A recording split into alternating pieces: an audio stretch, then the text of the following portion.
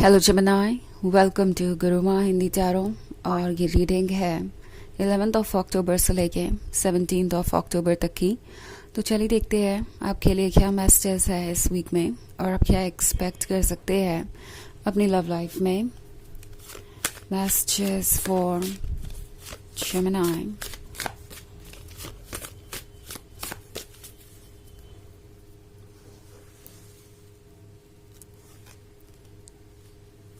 Judgment, Six of Skulls, Two of Skulls, Eight of Grails, and Lord of Grails. Okay. So हमारे पास है Two of Skulls.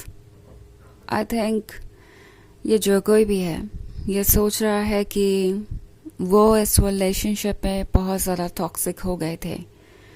इस point पे इन्हें ये लग रहा है कि इनकी टॉक्सिसिटी इतनी बढ़ गई है कि अब ये अपने लिए भी खुशियाँ नहीं ढूंढ पा रहे। फॉर एग्जाम्पल, आप एक ऐसे रिलेशनशिप में हो सकते हैं जहाँ इस पर्सन की एक्सपेक्टेशंस ख़त्म हो ही नहीं रही थी। जजमेंट के साथ आप लगातार जज किए जा रहे थे, वो भी बिना किसी प्रूफ के, बिना किसी रीज़न के। वो लगातार आपको किसी न किसी चीज़ के लिए रिस्पॉन्सिबल ठहरा रहे थे, ब्लेम कर रहे थे। एंड शायद इस रिलेशनशिप को इस पर्सन ने उस पॉइंट पे पहुंचा दिया था जहां ये एक लव रिलेशनशिप जैसा रही नहीं गया था। और ये ज़्यादा था क्या मिल रहा है और क्या नहीं मिल रहा है, इसके बारे में एक तरीके का बैलेंस यहाँ से गायब था। जैसे लग रहा है कि ये वन साइडेड हो गया था। एंड इस पर्सन का फ्रस्ट्रेशन आप पर निकल रहा था। जितना भी फ्रस्ट्रेशन इन्हें अपनी लाइफ से था, दूसरे लोगों से था, अपने वर्क प्लेस से था, उस सबका शिकार आप ही बनते जा रहे थे। और इस पर्सन को अब जाके रियलाइज़ हो रहा है कि आप कितना परेशान हो गए हैं। ओके, वो देख रहे हैं कि आप बदल रहे हैं, आप चेंज हो रहे हैं और उनसे दूर भी होते जा रहे हैं। आपका भरोसा उन पर कम हो रहा है। इनफैक्ट आप में से बहुत सारे केसेस में हो सकता है कि ये कोई एक्स भी हो और अब आप इस रिलेशनशिप के बारे में और ज़्यादा नहीं सोच रहे। ऑल्सो अगर ये आपका करंट रिलेशनशिप है और आप दोनों के बीच में कोई कॉम्प्लिकेशंस है, इश्यूज है, या पॉइंट ऑफ व्यू आप दोनों के बिल्कुल अलग है, तो उसकी वजह से लाइफ बहुत ही ज़्यादा कॉम्प्लिकेटेड हो गई थी। ओके, एंड अब ये पर्सन समझ रहा है कि अगर वो इसी तरीके से बिहेव करते रहे तो वो आपको खो देंगे।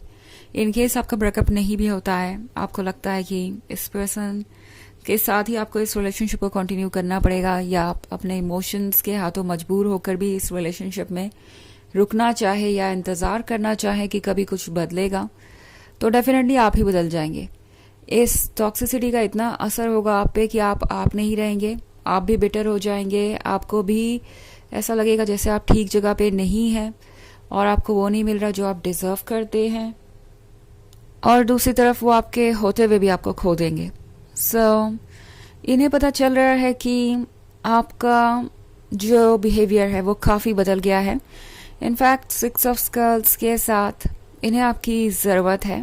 अब चाहे ये बोले ना बोले या एक्सेप्ट करे ना करें, इन्हें लगता है कि ये कहीं ट्रैप हो गए हैं अपने ही गुस्से में, अपनी ही टॉक्सिसिटी में, अपने ही इश्यूज में, और सोच रहे हैं कि वो इससे कैसे बाहर आएंगे, क्योंकि उन्हें दिखाई दे रहा है कि उनके इस बिहेवियर का असर अब हर चीज़ पे आने लगा है, उनके रिलेशनशिप से लेकर उनके बाकी सारे रिलेशनशिप पे। लॉर्ड ऑफ ग्रेल्स के साथ इस पर्सन को भी लगता है कि उन्हें आपकी बहुत ज़रूरत है और हो सकता है कि आपको अप्रोच कर ही लें। अगर आप दोनों के बीच साइलेंस है तो हैरान मत होइएगा अगर कभी इस पर्सन का आपको अचानक से कॉल आ जाए और ये बहुत इमोशनल हो जाए उस कॉल पे और अपनी प्रॉब्लम्स को बताने लगे कि वो चीज़ों को सही समय पे समझ नहीं पाए और उनका ये जो बिहेवियर है वो उनके लिए भी अब खतरनाक हो गया है दूसरों के साथ साथ, क्योंकि इन्हें लगता है कि इन्हें आप ही हील कर सकते हैं। ओके, क्योंकि एट ऑफ ग्रेल्स के साथ ये वो पर्सन है जो अपने आप को दूसरों से बेहतर समझता है। अगर आप इन्हें देखें तो इनके सर पे ये क्राउन है। ये कॉन्फिडेंट पर्सन है हो सकता है इन्होंने लाइफ में काफ़ी कुछ अचीव भी किया हो, इनका पास्ट काफ़ी अच्छा रहा हो, बट फिलहाल चीज़ें बिल्कुल रुक गई है इनके लाइफ में। लाइफ बोरिंग सी हो गई है, जो भी अचीव करना चाहते हैं वो अचीव कर नहीं पा रहे, और ये चीज़ इन्हें सफोकेट कर रही है। ऑल्सो इन्हें कभी लव्ड नहीं महसूस हुआ, चाहे वो कोई रिलेशनशिप था अपने ही फैमिली में या किसी और के साथ। कभी ऐसा नहीं लगा कि वो पूरी तरीके से किसी के साथ कनेक्ट हो पा रहे हैं। इनकेपेबल हो गए थे वो कुछ भी फील करने में, और ये कप बिल्कुल एम्प्टी था। अब ये पर्सन चाहता है कि ये एम्प्टी कप भरे, ओके, क्योंकि जो फ्लूइड इस कप में जाएगा वो फ्लूइड एक्चुअली इमोशंस को दर्शाता है, लव को दर्शाता है। वही चीज़ अब इनके लाइफ को बदल सकती है, इन्हें इनके टॉक्सिक इन्वायरमेंट से छुटकारा दे सकती है। ये अपने ही गुस्से में, गिल्ट में, जजमेंट में, शेम में जैसे फंस के रह गए हैं, और अब जब तक वहाँ से बाहर नहीं आएंगे उन्हें पता है कि वो ना अपने आप को खुश रख पाएंगे और ना ही किसी और को। एक्सपेक्ट कीजिए कि ये पर्सन आपसे किसी ना किसी तरह की मदद चाहेगा, डायरेक्टली कुछ ना भी कहे तो ये ऐसे ब्रेक डाउन होंगे कि आपको लगेगा कि इन्हें मदद की ज़रूरत है, खासतौर से इमोशनल सपोर्ट की। हालांकि ये एक जर्नल रीडिंग है तो ये सबसे रेजोनेट नहीं करेगी, एनर्जी रिवर्स हो सकती है अगर आप क्रॉस वॉचर हैं। इसके अलावा अगर आप पिछले वीक की रीडिंग देखना चाहें तो उसका लिंक आपको डिस्क्रिप्शन बॉक्स में मिल जाएगा हमेशा की तरह। चलिए आगे बढ़ते हैं और देखते हैं और क्या मैसेजेस है आपके लिए।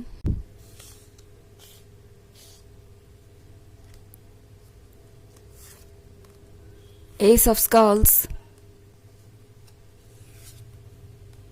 The hermit, 9 of skulls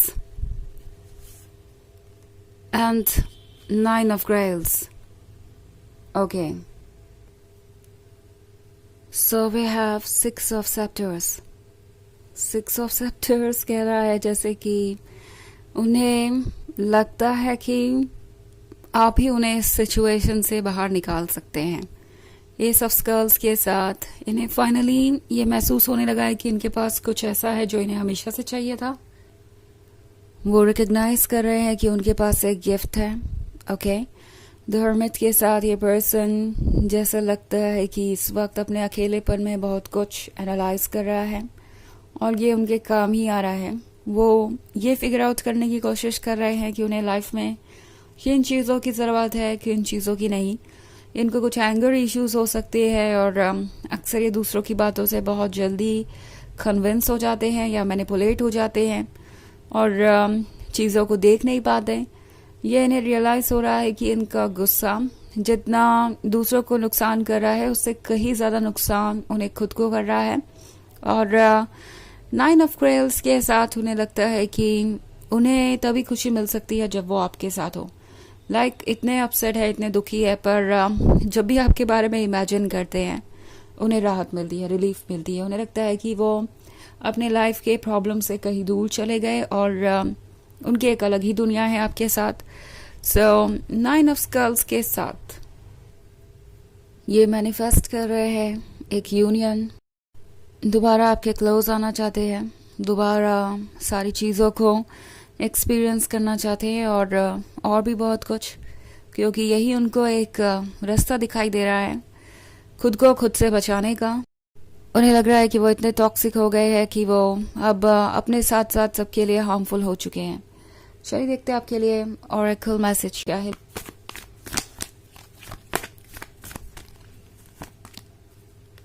ISIS, magic manifesting, your dreams, visions and goals are becoming reality. Stay focused.